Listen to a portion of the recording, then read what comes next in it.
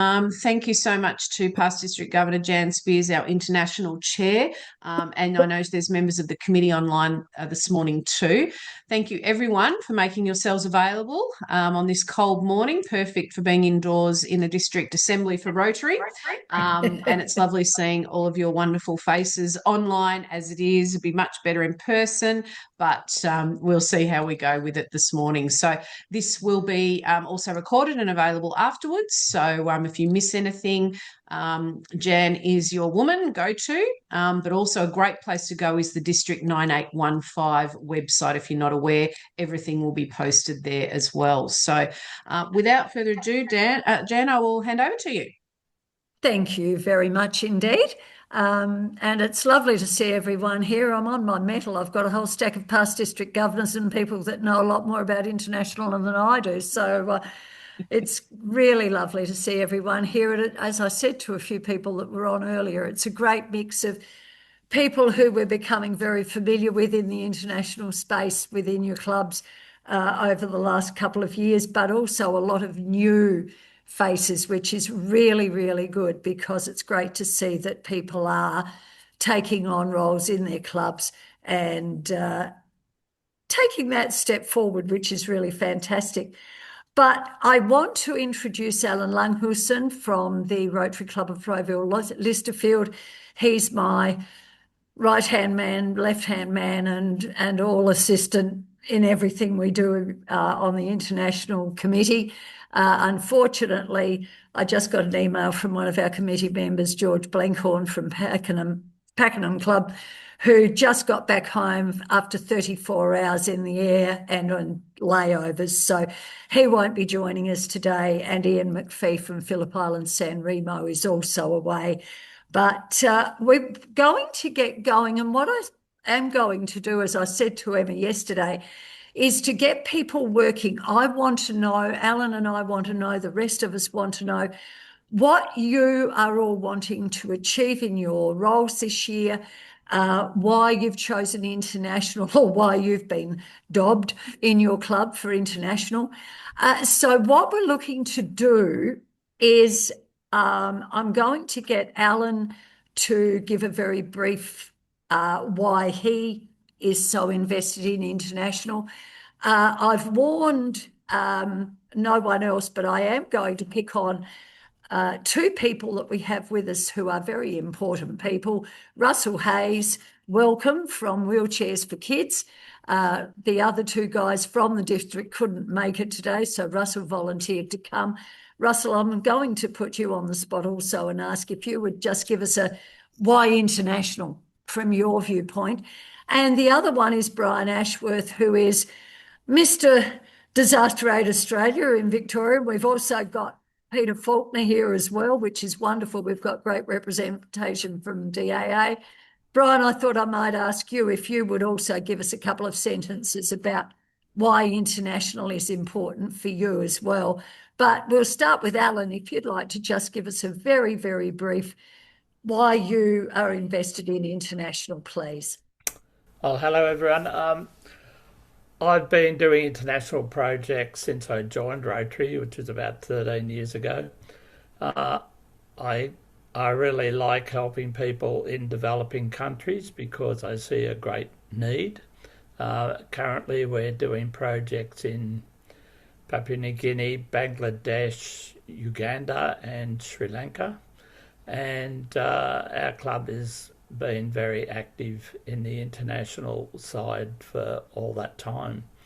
There's one thing I have learnt or that I have an opinion on, and that is I'm very keen to help people with international projects, but and giving them and building things for them is great, but I really think we've got to educate them. Education is the main thing that we should do for these people in developing countries so they learn how to help themselves or they'll go on for generations with their hand out. So I'm very positive for any international projects that include in education. So that's about all from me at the moment. Thank you. Thank you. Russell, a couple of minutes from you. Yeah, well, Wheelchairs for Kids has a wonderful factory in Perth where we make 30 wheelchairs a day, but that's by lunchtime. And we could make another 30 in the afternoon if we had more money for more materials. And you might remember Peter Clayson. Peter Clayson and I started the wheelchair wheelathons at schools. That's about 10, 12 years ago. These days, his son Grant is my partner in this. Grant is the district wheelchairs person, isn't he? I think he's on your system. And we've got a great product that we go to a school with, and it's very easy for a Rotary Club to sponsor an event at a school. Jan, you did last year. Did you get my email? I looked up how much you raised from the school, $7,500. They were Just in the thrilled. one day. Yep, 25 wheelchairs. It's too easy. And a Rotary Club only needs 3 or 4 people to come along. We bring the wheelchairs. And if you're in Gippsland, we've got Robin at Moe, and we meet at Narnagoon. Charlie met us at Narnagoon last year to pick up one of the trailers, and Robin towed the other one. So we've got a very smooth operation. That's it. Thank you. Brian, very briefly, please, if you would. There we are. Yeah, for me, my profession was water engineer. So I always had this view that it would be nice when I retired to do something not for people in the UK or Australia, but for people overseas. But in the end, the truth is I fell into Disaster Aid Australia when I moved to Dandenong, and I started to get involved. When I first went overseas for disaster aid, that really convinced me to take a bigger and bigger involvement.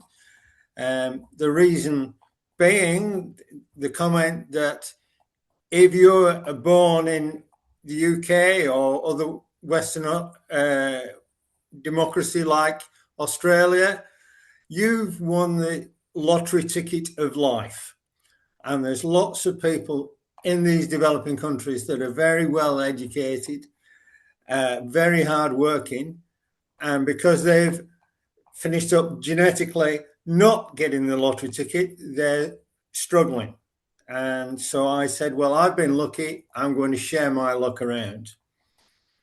As I've been involved with disaster aid and had the opportunity to see several countries and the difference it make, what I have found is that safe water is more than just safe water. There's a health benefits. There's the fact that if you can reduce people's problems by taking away their health issues, you can work towards peace. You can work towards better education. And in actual fact, I've found that safe water helps every one of Rotary's 7 areas of focus. Okay. Thank you. That's absolutely brilliant. And it's really great to have the grassroots projects that are represented and able to explain their positions, which is really good. My background is that I've been working, aware of international needs and projects since I was about 10, when my father joined the Australian Baptist Missionary Society as an administrator. And so I've sort of been, when I was growing through my teenage years, I was more aware of what was going on in the Asian and subcontinental region in terms of conflict and so on than probably any other teenager in Adelaide in those days, because Dad was absolutely in the centre of it with missionaries in Bangladesh, Pakistan, East Pakistan as it was then. And as he became a Rotarian and got onto that side of service as well, I guess I didn't have much hope not to become interested in what was going on internationally. And So that's where my passion, if you like, has come from. But look, we're going to go into basically a discussion area now where I really want to hear from you. The committee wants to hear what you want out of your year, what you want of us. So I'm going to ask you, because we've got the two screens, if you have something you would like to answer or get into the discussion with, could you please, down on your bottom row of icons, go in and put up, click on the hand up, because that will jump you up to the top of the screen. So hopefully that will work. But Alan's got multiple screens, so we'll get him sort of keeping an eye on what's going on. But what I would like to do, particularly with a couple of our new international chairs, just very quickly, what was it about international that was interesting to you in going on to your board for this year? If someone would like to click on that, put your hand up, just to give us a quick comment about why you are going to be the international chair for your club, whether you got tapped on the shoulder and dobbed. Kath. Hello. Yes, I was tapped on the shoulder more than a tap, really. It was like a whack across the head, thanks, Gail, and asked to be international chair. But I took it on because a couple of reasons. We had a past member, the late Peter Hadwin, who was a lovely chap and very, very involved with sky hydrants. And I would love to do a project, a water project, in his memory, I guess, and put a sky hydrant somewhere that needs one. And also to have a Rotary moment, like that moment where you suddenly realise that you've actually made a huge difference in an international project. So that's me. Fantastic. Thanks, Catherine. Anyone else? Yes, Carla. Hi, I'm the foundation chair as well as the international chair. And frankly, I'm not quite sure what the difference is because they both seem to deal with international projects. I was dobbed in right at the when I first started with the club. It's a small club. And because I've worked in Africa in my youth in the 1970s, and I've spent a lot of time traveling in the third world. So I probably... that was why I was given this portfolio. But I would like it explained a little bit what the difference is between the two, because there is, I presume there's a small function, but I tend to merge them into one. Look, Carla, and remind me, you're MAFRA, aren't you? MAFRA, yes. Yes. Look, foundation includes international projects. So there we are. Yes, you have got that combination. But foundation is also a lot more than international in that it also involves local community stuff. It involves that fundraising aspect that we do for polio and other areas. So foundation is the big picture, if you like, which allows us then to pull out the areas that we need for whatever we happen to be doing. And in this case, that is international. Yep. Thank you. That help a little bit? Good. Lee, last person for now. Lee Jeffs, please. Good morning, everyone. I'm probably the newbie on the block. I moved permanently to Phillip Island 3 years ago and joined the Rotary 2 years ago. And I got dobbed in for the forthcoming financial year to be international chair. The reason I joined the international side of it is past experience in international business, and I thought maybe that experience could come in handy. However, I found the people on the international committee are very active and have a lot of experience. I'm going to be guided by them.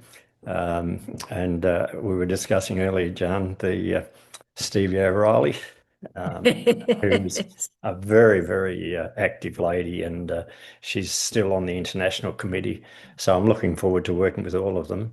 And we have quite a comprehensive program for next year. Great. Sorry, Diane, I didn't thank you, Lee. Sorry, I didn't see you, Diane. You can be the last person for this moment. Di? We're probably a bit premature, Jen. Don't know what's Echoing. happening. Sound there. It's bouncing, Diane. There seems to be an echo. Yeah. I'll try and fix that and come back to you. Okay, thank you. We'll move on and we'll come back to Diane. I guess I want to combine the next one because what I want to do is get an idea of what people in this area know about what they would like of us as an international committee. What do you know of international? What would you like us to help you with? Please. Diane, are you right or? We'll try again. Is that any better? No, we're still. I'll Put it type in the into chat, Diane, for now. Diane, have you got more than one Zoom session in that room running? No. I hope not. I don't think so.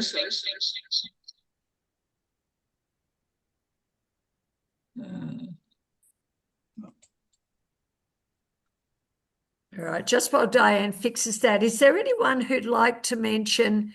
Is that any better? Try again, Diane. Is that any better?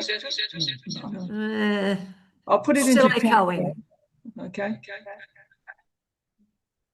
Anyone with any Maybe thoughts? pop it in the chat, Diane. If you can put in the chat, Diane, maybe. Yep.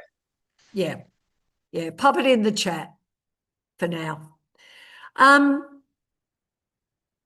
What would you see as something your club is liable to want to get into internationally, or do you think that you're in a situation where you're going to be driving international much more strongly than your club may have done in the past?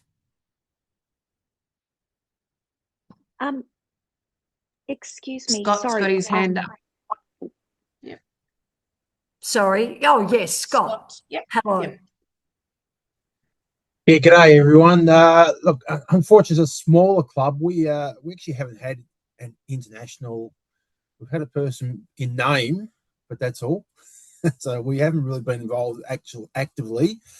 We have contributed to the Sky Hydrons program, and we teamed with a club in Tasmania, which I only just found out recently. And geez, I wish I'd known when we went down to Tassie, because I would have said hello to the people down there. But anyway, we've just teamed with Sale to do one too. So that's something as a smaller club that whilst we can't do the bigger things, we're really happy to team up and help that way. So I don't know if that's something you could maybe talk to about here, our opportunities for clubs like ourselves to partner with other clubs to achieve these great things. Because coming from a farming area, we are very aware of water and that sort of thing. So thanks.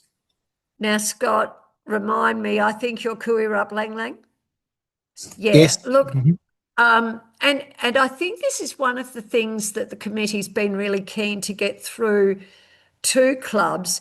We had a couple of clubs when we did a survey 2 years ago now who said, oh, we don't actually, we are a small club, we don't actually do anything internationally.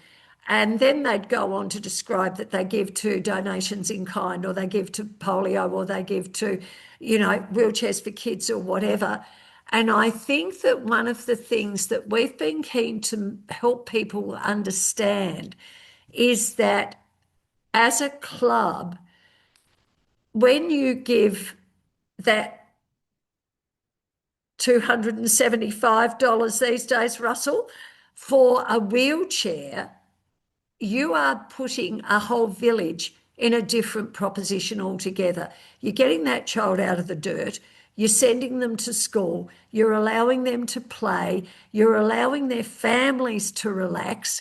And the child themselves has got so many more opportunities. Same with Operation Cleft. Same with any of those things where under $500 is going to change not only the person or the child's life, it's going to change the whole village.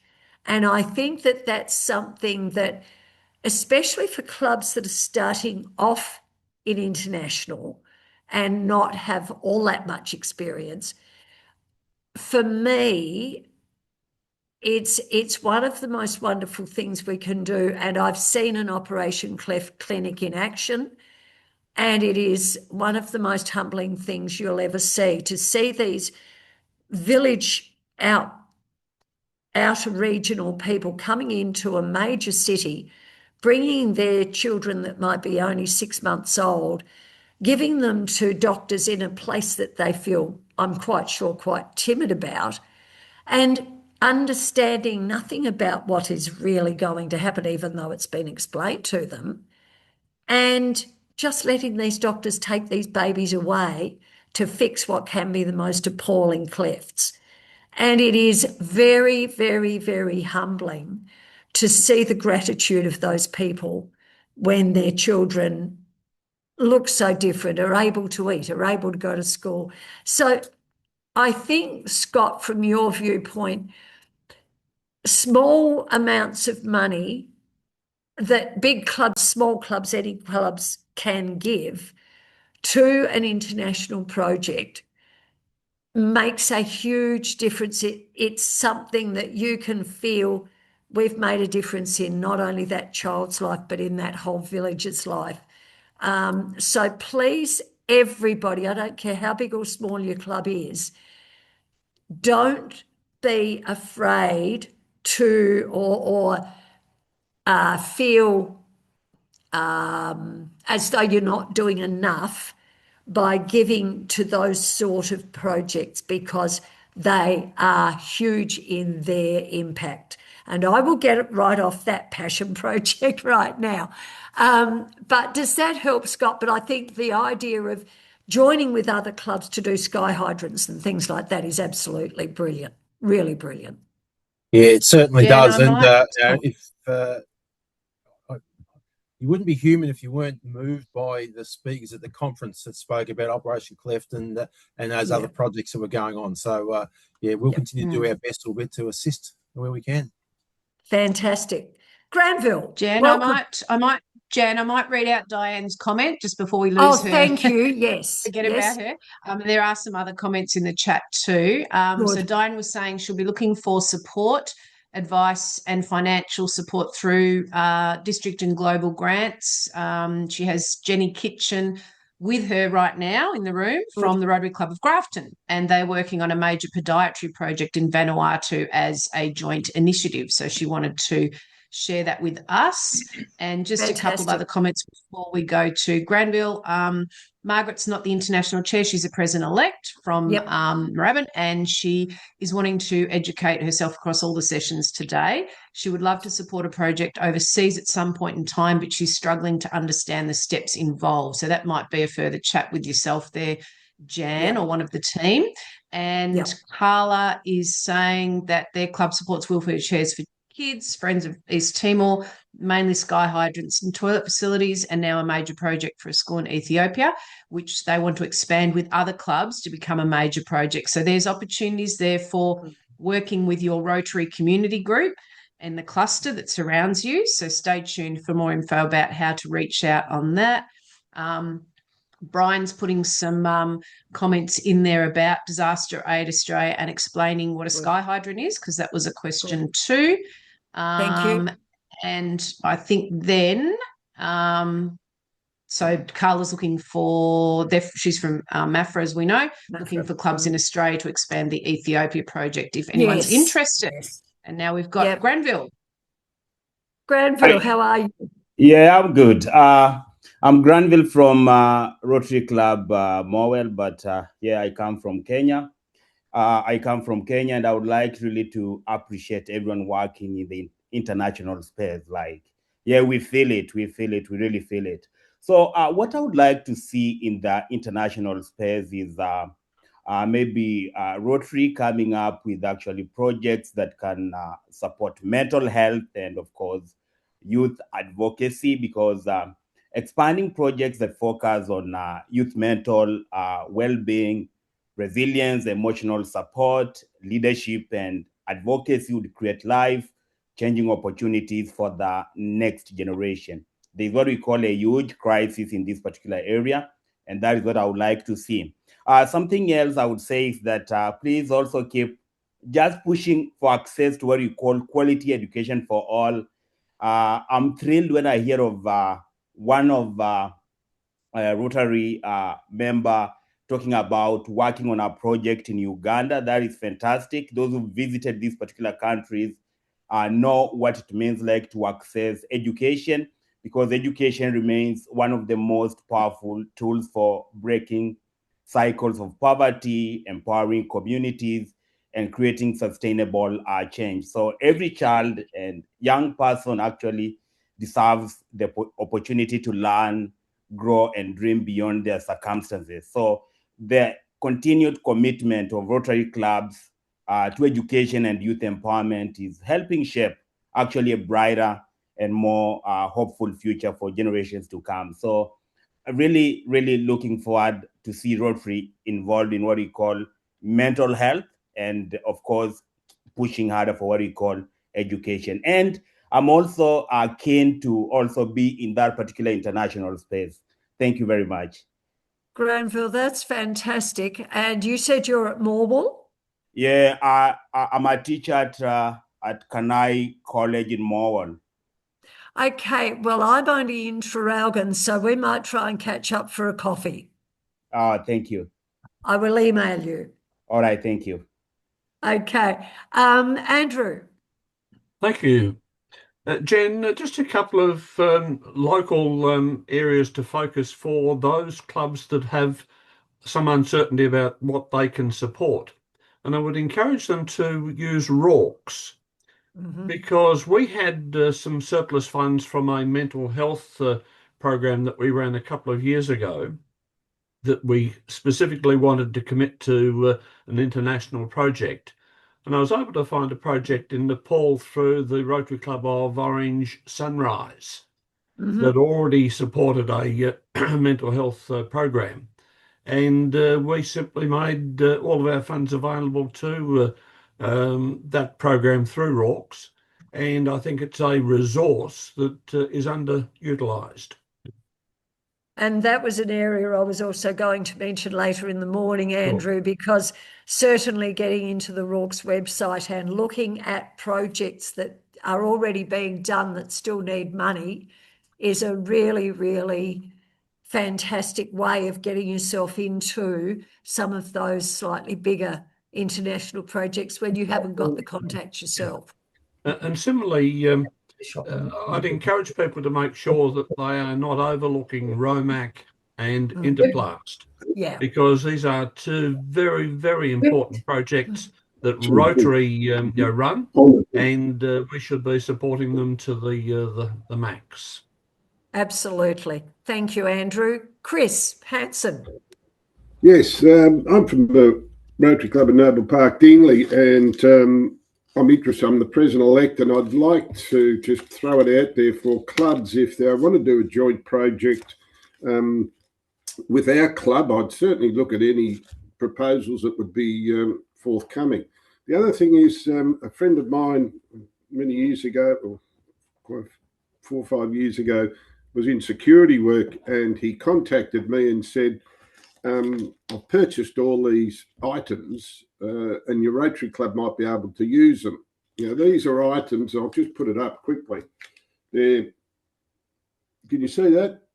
They're all, there's about 30 or 40 T-shirts that are all brand new, and they've got the NBA. And I was going to use them if we ever had an overseas project where one member was going overseas, to break the ice, to make gifts to whoever might be in a certain community. I still have them here. I'm more than happy if anyone wants to use them, if they're going overseas, or donate them somewhere for an international project, because likely our club won't be doing anything overseas and people travelling. So they're brand new, they're good quality. Only thing is they can't be sold in Australia. They've got to go overseas, unfortunately, because of it. So that was the only stipulation I got from my mate when he handed them to me. So if anyone wants them, please contact me at the Rotary Club in Noble Park, Dingley. Chris, thank you for that. And the other opportunity too, and there could well be people that are in that situation where they have a project that they are in contact with someone overseas that could take them. The other opportunity is to give them to donations in kind, because they will often take those sort of things and put them in containers when they are sending them off to, to a variety of countries. But fantastic. Thank you. Bob Richards, are you trying to get on? You seem to have a hand wandering up the side of the screen. No, I was applauding, I think it was Grenfell's statement, but thank you anyway, Jenny. No, that's fine. I saw you want a hand wandering up the screen. No, it was to say how well done. I enjoyed his comments. Yep. Yeah. Yes, very much. There's a few other comments there, Jan. Do you want me to quickly read out a couple? Yes, because I was just about to mention Marie McPherson's comment about feeling daunted, clubs feeling daunted about doing international projects. And one of the things that we have been trying to do is maybe demystify some of the issues about international projects and the facts that you don't have to have this massive $75,000 project to be doing international. International can be as little as, a couple of $100 and you are making a difference. And if a small club, big club joins together in, as Emma said, community groups or park groups or different states or whatever, so much can be done. Yep. Emma. Yep. There's some, so Kathy Jackson's popped up a recommendation to visit Disaster Aid Australia, their base, with Dandenong Endeavour Hills Rotary Club. So Springvale City are visiting there this week because they've got a project in Vietnam that's been proposed this week.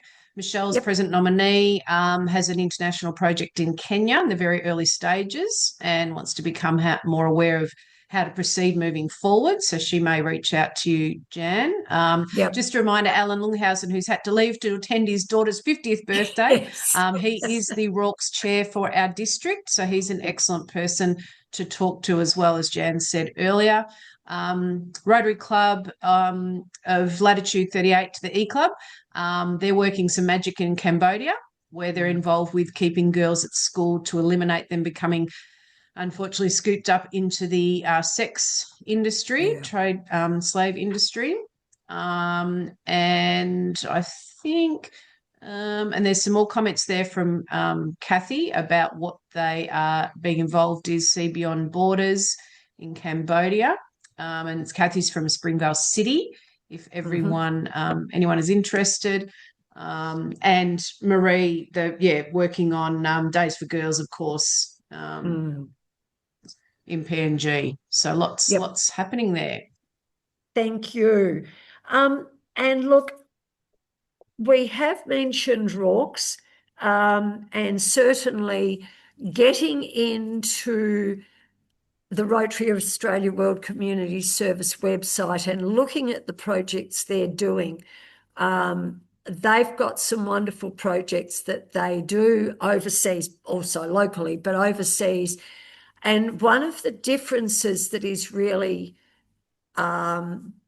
fairly major between what you can do with Rorke's and what you can do with Foundation is that with Rorke's, there are building opportunities, whereas with Foundation, you can do some renovations or you can do interior work, but you can't actually build a school or a whatever with Foundation Global Grants. So there is a bit of a difference there. And Russell, sorry, I was just looking at Russell Hayes' name on the screen. Alan would be more than happy to talk to anyone who wanted to have a chat to him about further details with Rorke's, just as the Foundation committees, it's just been the Foundation session that some of you may have attended with Alma. I think that, those two can really be very valuable to clubs and to groups of clubs when they're wanting to work overseas. And Interplast and Romac were just mentioned. We have a raft of Rotary projects available to us without even going outside, to other groups that are doing international work.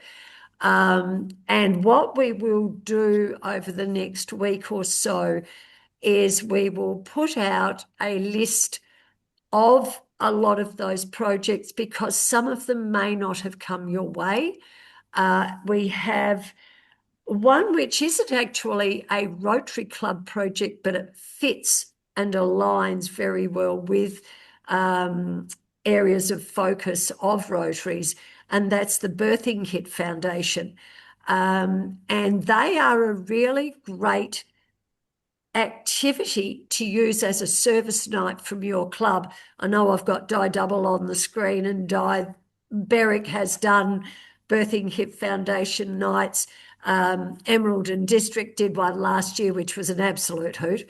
I went down to, be involved, and it was really, really funny, but a great night. We've done them at Traralgon. I'm sure other people have as well. They are a Zonta-led project, very much like Operation Cleft was just a project within a club, and it got bigger than Ben-Hur, and they're now working to provide these $5 birthing kits that have a piece of plastic, some string, a razor blade, things that are essential to put a clean birth in play in a village environment. They train the birthing attendants in villages, and they have made a certifiable difference through these kits according to the World Health Organization in those particular areas where they're working. So they are both a really good place to give money to, but also for your money that you donate, if you would like to, you can do a birthing kit night, and it's really, really fun. So there are many, many things available to you. The other thing that I was going to very briefly mention, and we are starting to run out of time, but what I did want to mention briefly was that with our foundation district grants, we can do a certain percentage of those grants each year as international grants. So if you have something like a sky hydrant that you would like to do in your club, then you can actually do that as a district grant if someone from your club attended the foundation grant seminar that was held on Tuesday and Thursday night last week. If someone attended one of those, your club is on the way to being certified to be able to use a district grant this coming year. You would then sign a memorandum of understanding that you would then give to the foundation committee from your club. And it is also advisable that you are, as a club, a giver to the foundation, because obviously it's a give and take thing, and it is preferable, needed, Charlie, that your club is a donor to the foundation so that you can then use a district grant. If your club is interested in looking at a district grant, but no one got to those meetings last week, I would suggest your best bet is to get on to past District Governor Alma Reynolds, who is the chair of the Rotary District Foundation for the coming year, and have a chat to her about whether there's any possibility of getting some training done to allow you to do that. other than that, are there any just final comments or questions? We're looking at, I'm looking at some of the chats that are coming up, and there's some fantastic stuff that clubs are already doing, and that, you know, they are happy to be talking to other clubs about. And I think that we will work out a way that we can talk to each other. If everybody is happy, I will put out a list of the email addresses for those that are online today. And we will also obviously then have an address list of all the international chairs as we get closer to next year. But if you are happy, I will send out the list of email addresses for those of you who are on screen now or who were registered for the day. And there will also be things happening in the website as a result of today. And I will also send out as comprehensive a list as I possibly can of those who of the projects that are available to us to support either financially or in other ways in our clubs. Andrew. The earlier seminar dealt with the question of those clubs that didn't attend the Foundation Qualification Grants seminar. And Alma's advice is that one needs to go to the RI website and undertake a 3 to 4 hour training course. So if you're not prepared to do that, then regrettably you've probably missed out on any ability to get a district grant. So I know that Alma was saying if you are concerned that maybe somebody from your club hasn't attended the seminars, give her a buzz and she'll run through the list and confirm. Thank you very much for that, Andrew. I didn't get to that session this morning, so I thought that the RI website training might have been the way that people would go. But yes, Alma's email address is easy to find, and certainly give her a quick email and make sure that someone from your club did actually attend the meetings either on Tuesday or Thursday night last week. We have about 2 minutes left. Is there anything final? Are there any? Yes, sorry, Brian. Yeah, just a point. I was heartened to hear several people talk about us, but mention sky hydrants. We now have a better filter called the SmartAid Ultra Filter. And if people want to find out more about it and what we're doing, you can certainly ask us to provide a speaker.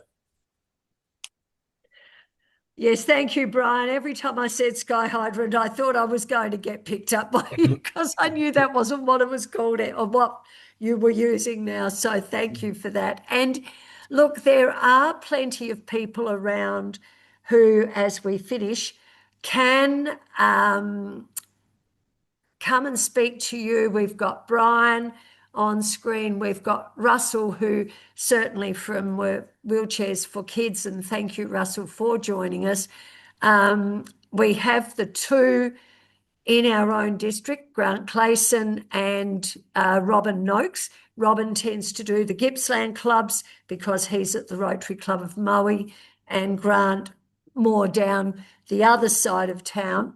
But please, if you have any queries or you want to try and get in touch with someone, let me know. We will be updating our project champions in the next few days, next couple of weeks. So please, it would be really, really great to hear from you.